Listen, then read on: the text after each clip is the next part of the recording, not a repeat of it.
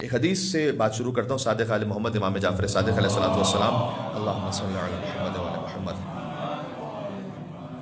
کتاب الکافی جلد نمبر 2 میں یہ حدیث موجود ہے. اللہ عز و جل خص رسولہ بمکارم الاخلاق. امام نے کہا کہ اللہ تعالیٰ نے اپنے رسولوں کو کچھ خاص اخلاقی صفات عطا کی ہیں. فامتحنوا انفسکم، تم بھی امتحان کرو اپنے آپ کو. فإن كانت فیکم، اگر یہ 10 کریکٹرز تم میں ہیں، فاحمد اللہ، اللہ کا شکر کرو اور اس کی حمد بجا لاؤ. وَاعْلَمُوا أَنَّ ذَلِكَ مِنْ خَيْرٍ، اور تم پھر سمجھ جاؤ کہ تم خیر پر ہو. اگر یہ 10 امور ہیں تم میں تو سمجھ جاؤ کہ تم خیر پر ہو. وَإِن لَا تَكُنْ فِيكُمْ، اور اگر تم میں 10 باتیں نہیں ہیں، فَاسْأَلُوا اللَّهَ، تو اللہ سے سوال کرو کہ تمہیں عطا کر دے. فَارْغَبُوا إِلَيْهِ فِيهَا، اور فقط دعا نہ کرو بلکہ اس کی جانب کوشش بھی کرو. یہ 10 امور بتا کے میں چاہوں گا کہ ایک ایکسرسائز ہم کر لیں اپنے دماغ میں، یا بعد میں آپ جا کے اس کو کاپی پینسل پہ کیجیے گا، اپنے موبائل پہ یا تو کیجیے گا. امام نے 10 صفتیں بیان کی: الیقین والقناعہ والصبر والشکر والحلم وحسن الخلق والسخاء والغیرہ والشجاعہ والمروہ.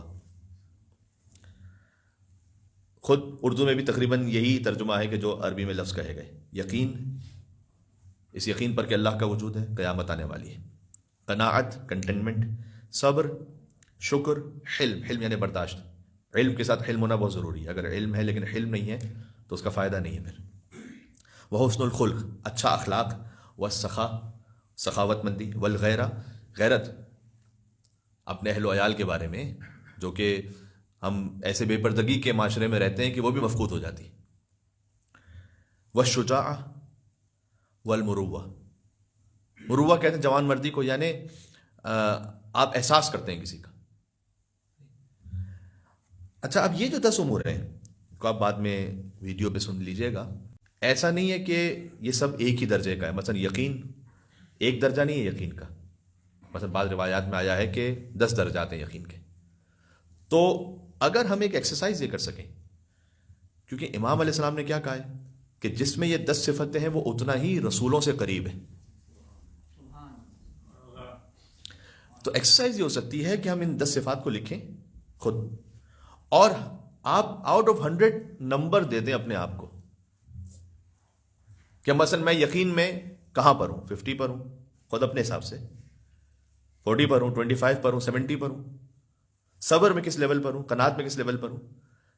تو ایک چارٹ آ جائے گا ہمارے پاس کہ میں کتنا انبیاء اور رسولوں سے دور ہوں اور کتنا ان سے قریب ہوں، اور کس کس صفت میں بہتری کی گنجائش ہے. تو امام علیہ السلام نے کیا فرمایا کہ اگر تمہارے اندر یہ صفتیں ہیں تو جو صفت ہمارے اندر ہو، امام نے کہا ہم کرو اللہ کی، اس کا شکر بجا لاؤ اور جان لو کہ تم خیر پر ہو. اور جو صفت نہیں ہے دعا کرو اللہ سے کہ وہ حاصل ہو جائے، اس کی جانب کوشش کرو. تو یہ بہت اچھا ایک اخلاقی چارٹ ہمارے پاس آ جائے گا اپنے آپ کو جانچنے کے لیے. یہی قرآن کی اس آیت کا مطلب ہے کہ لقد کان لکم فی رسول اللہ اسوۃ حسنہ، تمہارے لیے رسول اللہ کی زندگی میں بہترین نمونہ عمل ہے.